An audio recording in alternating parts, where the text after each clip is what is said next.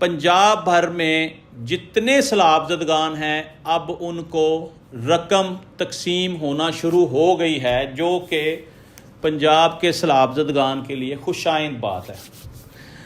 ये भी बताया गया नाज़रीन कि हुकूमत पंजाब ने ये रकम ख़जाने से अदा करनी है और हमने कहीं से कोई बैरूनी एड नहीं ली और ना ही हमने किसी सूबे से कोई मदद मांगी है कि हमें इस काम के लिए कोई मदद फराहम की जाए। अच्छी बात है, आवाम के साथ खड़ा होना चाहिए। और मरियम बीबी ने एक पुरवकार तकरीब का बाकायदा एहतमाम किया जिसमें लोगों को कैश भी दिया जा रहा था, लोगों को कार्ड दिए जा रहे थे।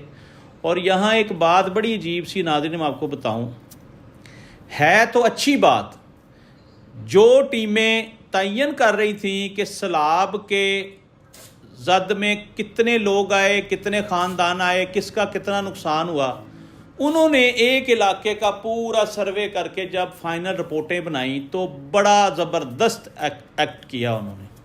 अच्छा इक़दाम है। उन्होंने लोगों को इकट्ठा करके पूछा, भाई आपका कितना नुकसान हुआ है। उन्होंने कहा जी मेरा 10 लाख का, उसने कहा मेरा 20 लाख का, उसने कहा मेरा 70 लाख का। उन्होंने कहा ठीक है आ जाए। उन्होंने उससे पहले सारी स्क्रूटनी की हुई थी उन लोगों की कि इनका जनवन नुकसान हुआ कितना है, क्योंकि लोग बढ़ चढ़ कर ना बता रहे थे ज़्यादा से ज़्यादा।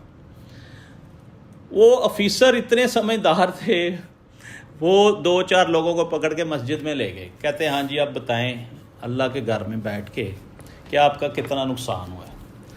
अब जिसने 20 बताया था उसके कान खड़े हो गए, जिसने 70 बताया था उसके भी कान खड़े हो गए। फिर सबको हकायक बताना पड़े, सच बोलना पड़ा। उस सच के तहत आप समझ लें कि पूरे पंजाब में इसी कुलिये को अडॉप्ट किया जाएगा कि आपका जो नुकसान हुआ है वो सच बताएं तब आपको मिलेगा। और मेरा ज़ाती ख्याल है कि किसी को भी 100% नहीं मिलेगा, किसी को 50% मिलेगा, किसी को 70% मिलेगा, किसी को 25% मिलेगा। ये मेरा ज़ाती ख्याल है। और कुछ लोग ऐसे भी होंगे कि जो नाहक लोगों का हक मार के चले जाएंगे, यानी उनका हक नहीं बनता होगा, वो भी कहेंगे जी हमारा इतना नुकसान हुआ है, या उनकी कुछ सिफारिशें होंगी।